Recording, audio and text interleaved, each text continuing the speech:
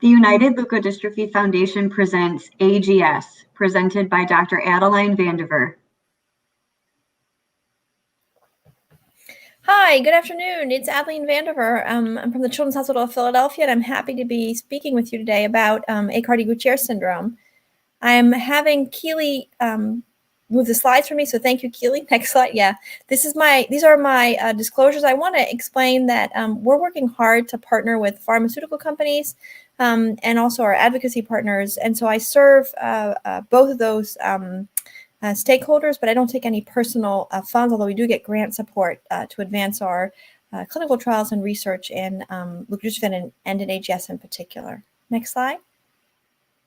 I also want to acknowledge our team that works very hard and make sure that everybody knows that although I'm presenting this data, I'm really doing so on behalf of many members of our team, and that includes in particular Dr. Laura Dang, as well as Francesco Cavazzi, who are two physician leads on our program, and Sako Takahashi, who's a PhD who works on our biomarkers, as well as our clinical research team, who have worked very hard to make sure that this data is accessible to people.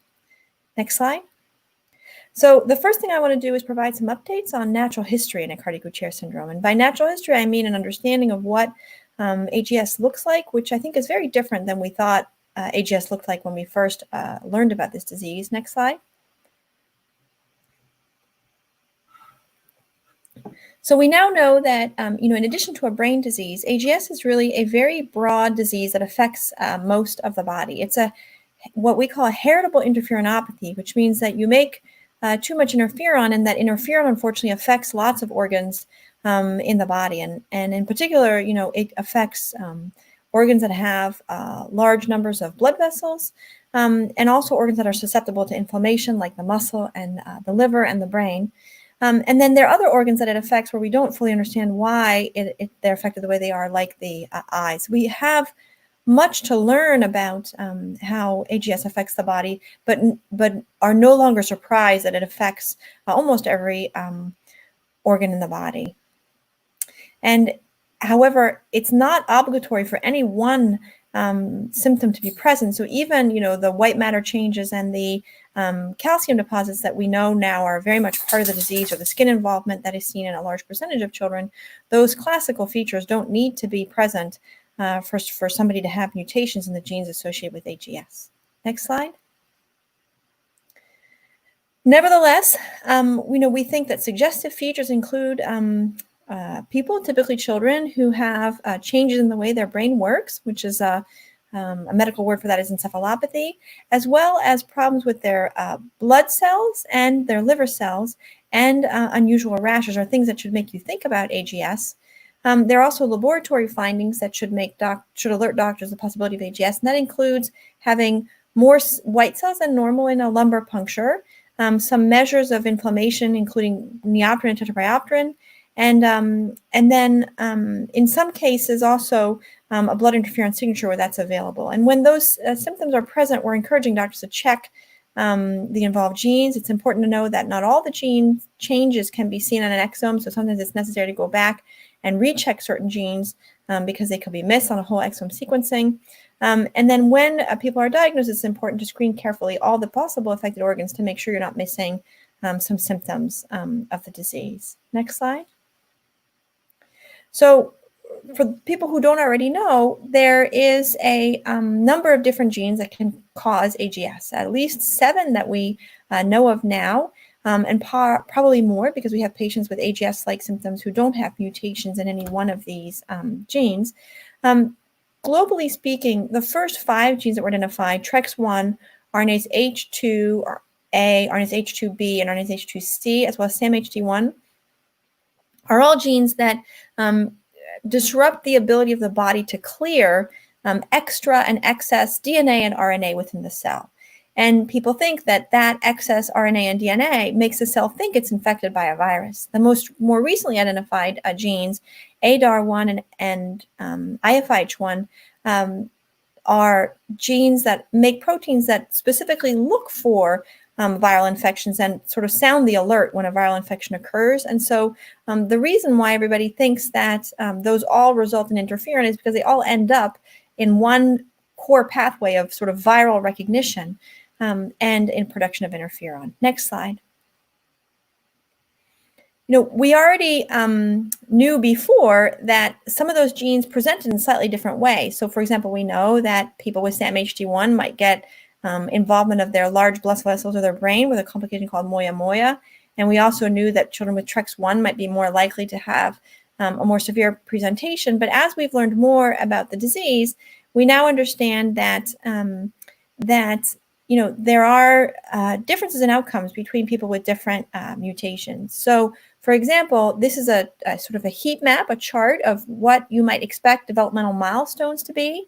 And the dark blue, purplish color sort of means that, fewer than 10% of people ever achieved a specific milestone. And then all the way up to the sort of dark red, means that over 90% of people achieved a specific milestone. And so you can see, that overall patients with TREX1 have a harder time achieving milestones beyond things like smiling, but that, and that's with the exception, of course, of people with familial Chilblain lupus who are very mildly affected, but that the SAMHD1, 8, or 9FIH1 might be much milder. There can be patients who are severely affected, and there can be patients who are really very mildly affected, with RNase-H2B sort of in the middle ground. Next slide. Because we see so much variability, our group at CHOP recently developed a new scale to say, how affected is a person by AGS? And so that scale encompasses a number of tasks that we understand that children with AGS are able to do sometimes and sometimes not able to do. And they include everything from, social skills and speech, all the way through motor tasks, including walking. And, how you score on that scale sort of gives us a sense of how significantly affected the patient is with AGS. And when we look at that scale, next slide.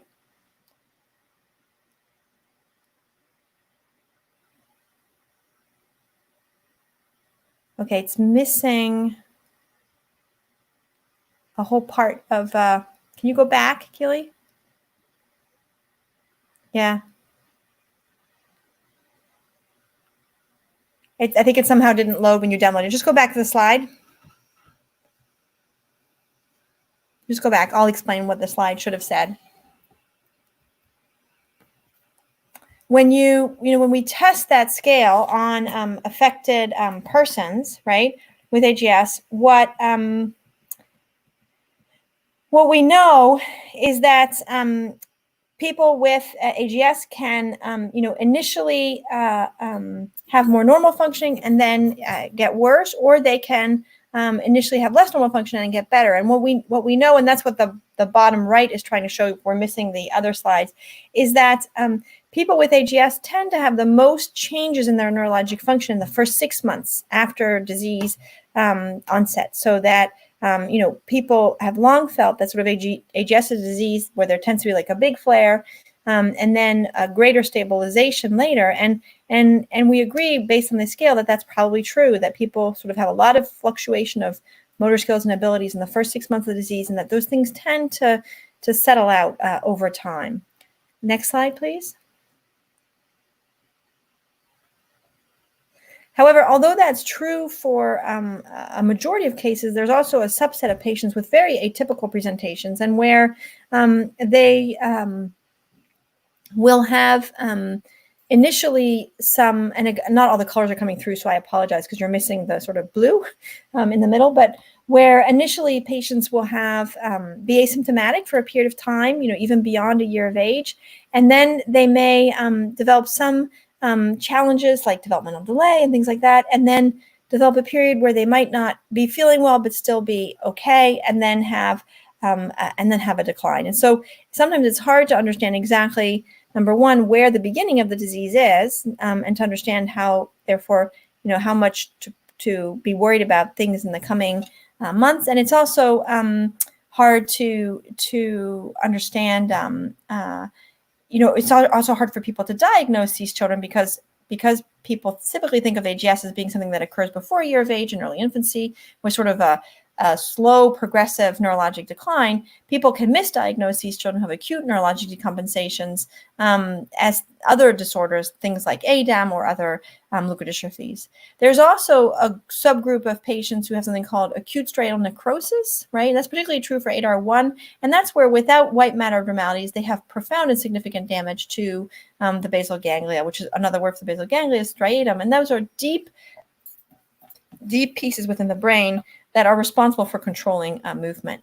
More rarely, people can have neuropathy or myopathy, and sometimes that can happen by itself, but more often it's mixed with other symptoms like spasticity, and it's often missed and yet can be a significant contributor to problems with walking. If not only do you have extra tone, but you also have problems with weakness. And then finally, a very important complication is moyamoya, or problems with large vessel disease. And so that is seen particularly in SAMHD1. And, families with affected children with SAMHD1 should be alerted to the fact that even asymptomatic patients may benefit from regular MRIs just to make sure that that complication is not evolving. Next slide. Okay, I thought it would be important because people have heard a lot about it to talk about our recent efforts at providing therapy for AGS. Next slide. So as people know, there are no currently sort of FDA-approved therapies for AGS, and people have been trying therapies to modulate the immune system for a while now, and that includes people trying things like prednisone or steroids, trying IVIG, and trying something called tocilizumab and cyclophosphamide, which are all things that modulate the immune system. And nothing had really been very compelling, right?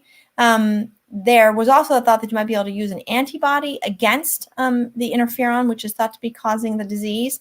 That's been tried in lupus, but has not been tried in AGS. There's Dr. Yannick Krau's group did a small pilot trial with HIV medications, which seemed to improve the interferon signature, but there were only a handful of patients in the trial. And, the challenge when you have trials that don't have a lot of people is it's very hard to know whether or not people were getting better because it's not enough people to sort of understand that. And then also people have tried hydroxychloroquine, which is sort of the same category of medications that have been so talked about during the COVID-19 emergency, but that does not seem to be definitively effective. Next slide. So, at this, more recently, there's been a class of medication that's been developed that are called Janus kinase inhibitors, and I wanted to show this pathway just to explain to people why people were hopeful that Janus kinase inhibitors might work. So up top, you have one cell, right? At the bottom, you have another cell with the space in between the membranes of the cells where the green interferon is traveling, being the space in between the two cells. So, in the first cell, you have, you have those genes that we talked about that were important in AGS, RNase H and SAMHD1 and TREX1, right? That are all interacting to normally would clean up extra RNA and DNA, right? But in this case, in the context of mutations, aren't doing that. And so those extra pieces of DNA and RNA are stimulating the cell to make interferon. That word is called induction, right? Similarly, right, you can have other systems that are meant to sort of monitor for the presence of that DNA, and that's on the right there in purple. And that doesn't work when IFIH1 and ADAR are mutated. But the end result is for all of them that you make extra interferon, that interferon is in green, and that interferon is taken up by a special receptor on other cells. And what that interferon is meant to do is sort of sound the alarm for one cell to be able to tell another cell, hey, we have a problem, we have a viral infection, please mount your defenses and send out interferon. The problem is that when there's too much interferon, instead of just sounding the alarm, it causes damage to the neighboring cells. So that interferon receptor, the way it works to send the signal, to send the alarm, is that when the interferon connects to the receptor, it activates something called a Janus kinase, which is an enzyme, which then sends the message within the cell that other things need to happen, right? And the Janus kinase inhibitors basically block the ability of that receptor to send the message within the cell. Next slide. So as a result of our understanding of what that drug did, now almost 5 years ago, we asked one company that was making one of these molecules to treat people with rheumatoid arthritis and psoriasis if we could borrow the medication for AGS. And so we opened up a compassionate use protocol with the company. This company is called Eli Lilly. And Eli Lilly donated the drug, but didn't really have any other involvement in supporting the study. They donated the drug, and they also donated some of the tests to monitor how people were doing on the drug as far as the blood work, right? And during the during the trial, we had 42 people apply to be part of the trial. 38 ended up entering the trial. There were 4 people who had significant infections or were too sick, and we just felt like it wasn't in the best interest of that person to be on the trial, right?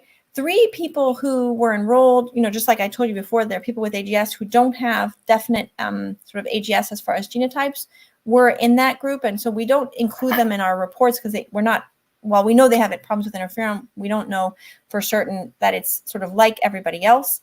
So there were 35 people ongoing in the study. And at this point, many of these people, so this slide is these numbers are from about 6 months ago. So at this point, we really have everybody who's been on medication for more than a year, and some people who've been on medication for almost 4 years.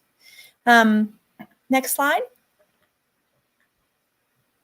One important thing to know about the group that was treated is that there are many more ADAR and IFIH1 patients than are typically seen in most groups. So that, normally their ADAR and IFIH1 are not like 40% of the overall rate of AGS. We have slightly more ADAR and IFIH1, in particular IFIH1.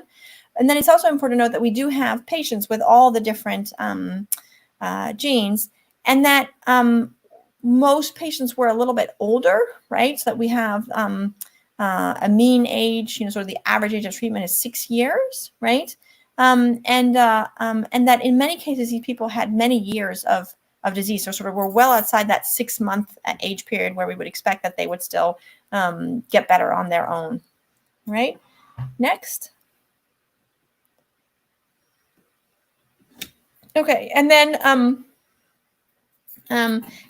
we used different things to figure out if people were feeling better on the medication. We had people fill out a diary, right, which sort of looked at whether or not they had fevers and how they were acting and feeling that day. And the diary seemed to say that people were feeling better, both immediately and also in a sustained fashion throughout the study. Next slide.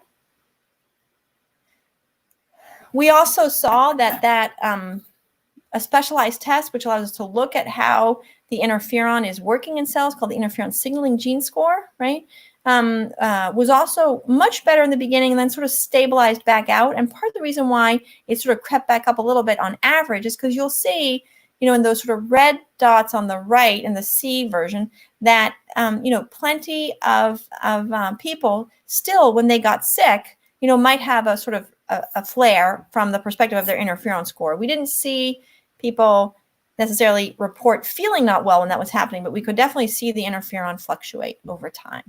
Next slide. One thing that we felt, in a lot of people was significantly better were the skin findings, right? And kids with AGS can have lots of different skin findings, but, some of the ones that we actually see more often than chilblains are some of these sort of generalized rashes, right?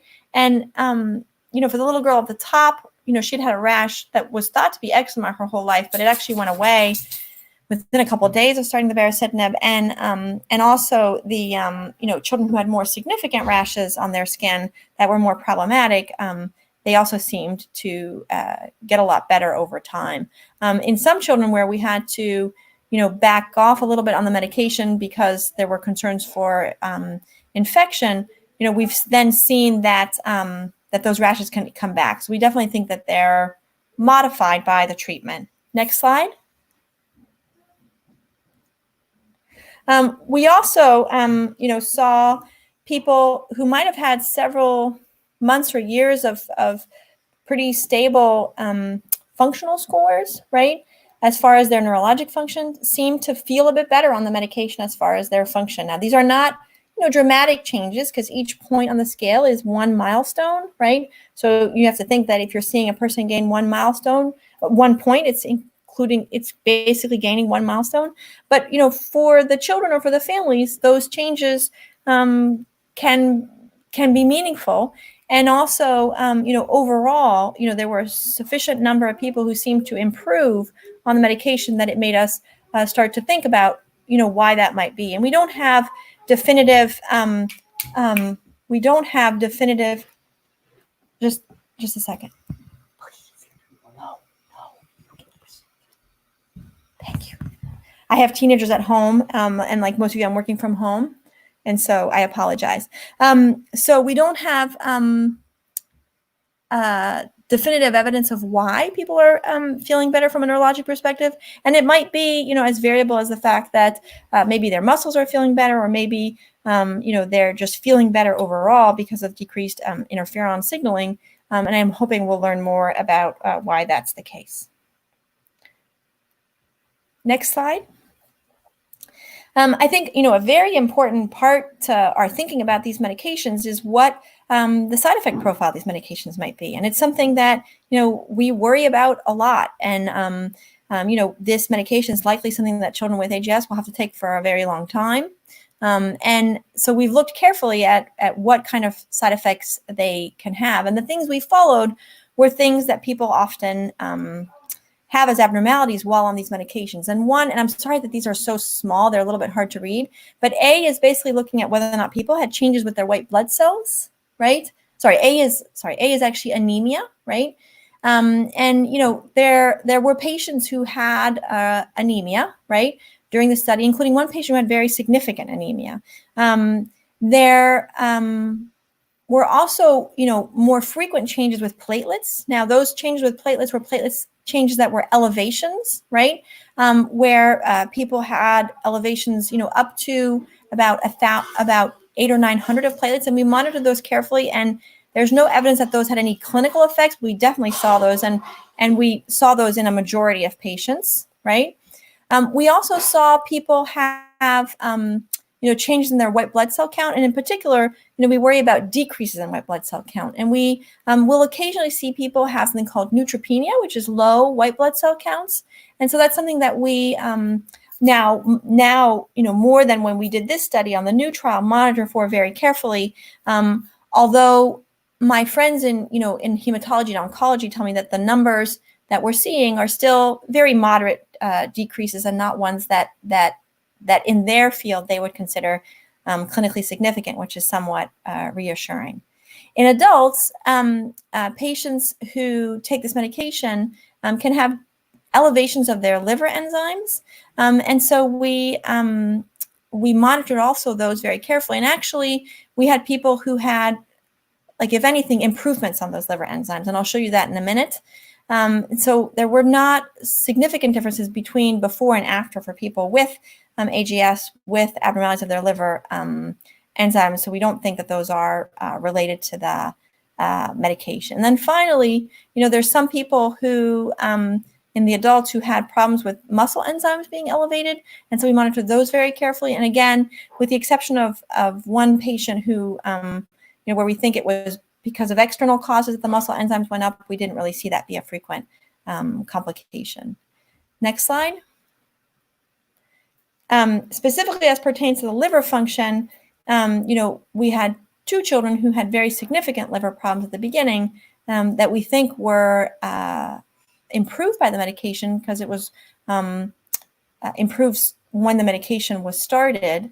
Thankfully, most people with AGS have liver disturbances that don't cause clinical problems. So it turns out that when you monitor them, about 3/4 of the children with AGS have elevations in their liver function tests, but very rarely do they reach, very elevated levels like these 3 children. And so, we just don't have enough patients to know for sure if this would have happened anyways, or if this was directly a relationship with giving the medication. But they did come down fairly rapidly after starting the medication to within near normal levels. Next slide. And then I think, the last thing that's always sobering is that, AGS is a severe disease. It's a disease that affects the whole body. And, we do lose more children than I would ever like, both on and off clinical trials, right? And so while on the study medication, this particular trial, the 38 individuals, 2 individuals have passed away while on this study medication. And one individual, the child died secondary to something called pulmonary hypertension, which at the time we didn't know was a complication of AGS. Now we know that and screen for that. And people don't think that that was related to the medication. There's a second individual who had longstanding problems with anemia and also thrombocytopenia, and who was treated with steroids in addition to the baricitinib. And that patient, after they passed away, they found that patient had a fungal pneumonia. And it's unclear at this point to what degree the high-dose steroids contributed to that, because that's a known, having problems with significant infections are a known complication of steroids, and how much the baricitinib contributed. But it has led us to be much, much more careful, and we are recommending that children with AGS not use steroids in combination with baricitinib for that reason. And we're also monitoring children in the new trial more closely for problems with their immune system. Next slide. So in conclusion, I think the take-home message is that for the majority of children, baricitinib appears to be reasonably well tolerated, but it does require careful monitoring. And I know, lots of people are now starting to ask their doctors about baricitinib and whether or not they can do it outside of a trial, which is, what our ultimate and long-term hope and goal is, that people will be able to get this medication. But I want to emphasize that it's very important that children with AGS who are treated with baricitinib continue to be carefully monitoring, in particular for blood counts and for their immune system. And, we have good reason to think, based on the study, that the baricitinib is affecting the interferon system, right? And that it is improving a number of things, including how people feel, how some target organs are involved, including the skin, right? And also potentially improving how children are doing neurologically for reasons we don't fully understand. And so I think, baricitinib can be considered as a tool to modify the disease course in AGS. And most importantly, I think it's really shown us that AGS can be a treatable condition even years after disease onset. And I think these efforts, along with Dr. Crow's efforts using the reverse transcriptase inhibitors, have caused a lot of interest in AGS from pharmaceutical companies and trying to help us treat. And so I think that if at the end of the day, hopefully we'll have a variety of different tools to permit us to modulate the immune system in AGS. And I feel much more hopeful, enthusiastic about the feasibility of treating AGS than I did even just a mere 5 years ago. Next slide, please.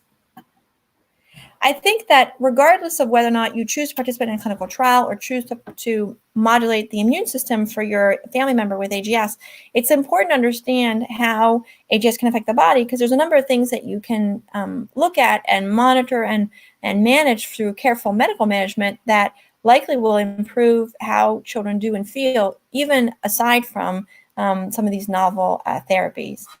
And so as we've, next slide, please.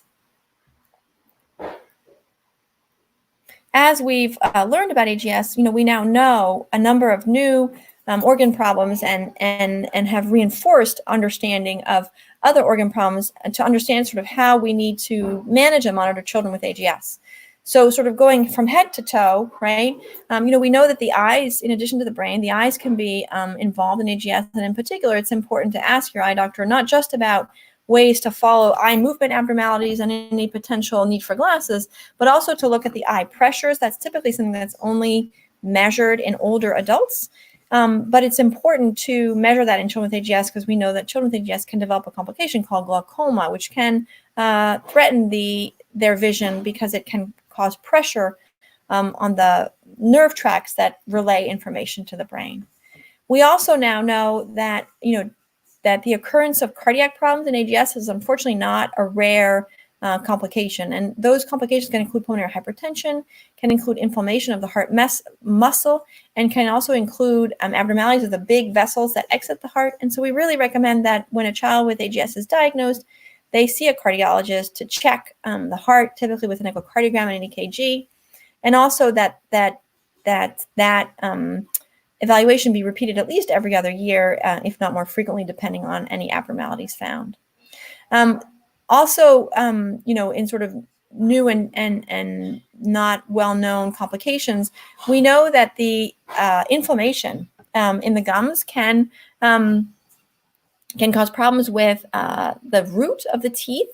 And so we recommend that children with AGS be seen very regularly by a dentist, at least every 6 months, if not every 3 to 4 months, for more detailed cleaning and dental care to prevent any problems with the teeth over time.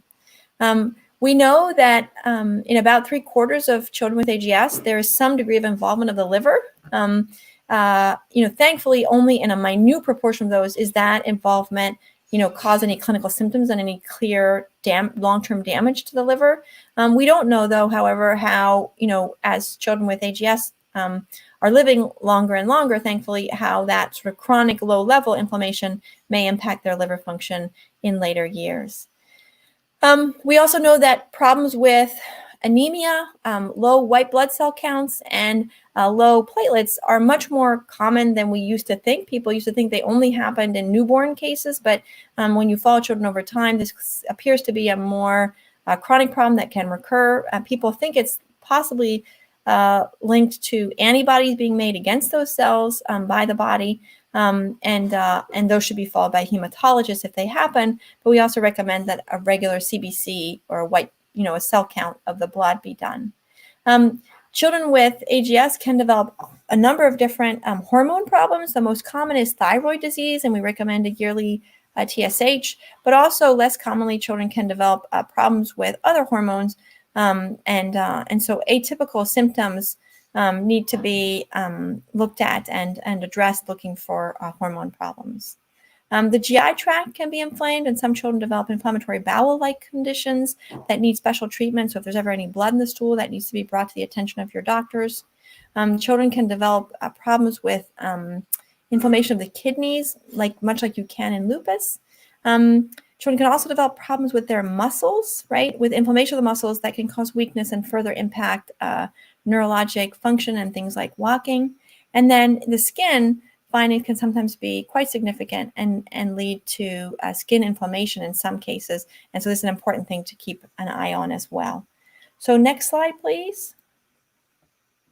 So in summary, when you think of a child with AGS and their potential different problems,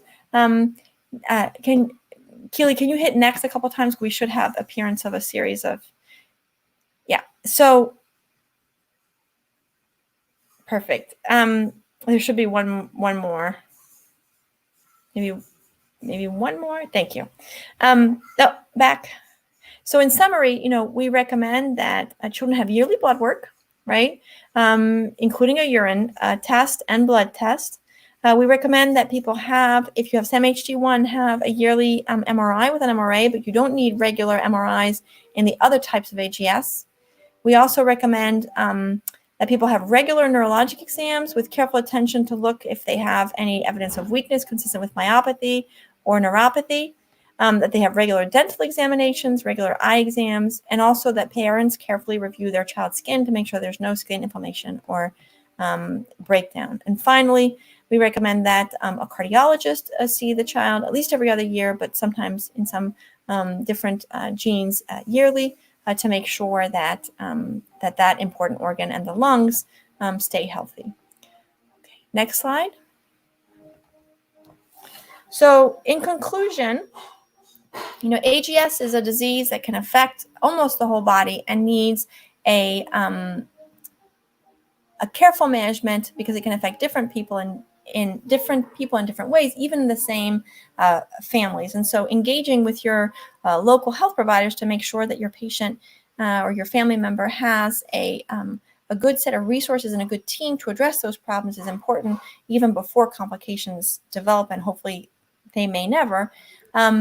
And then it's also important to know that it's likely that this disease process can be modified, and there's different therapies that are available now and probably more therapies that will be available in the future. But I'm much more hopeful about AGS treatment now than I have been in the past, because there's so many medications that are developed for more common diseases like rheumatoid arthritis or lupus or psoriasis that may be able to help us with AGS.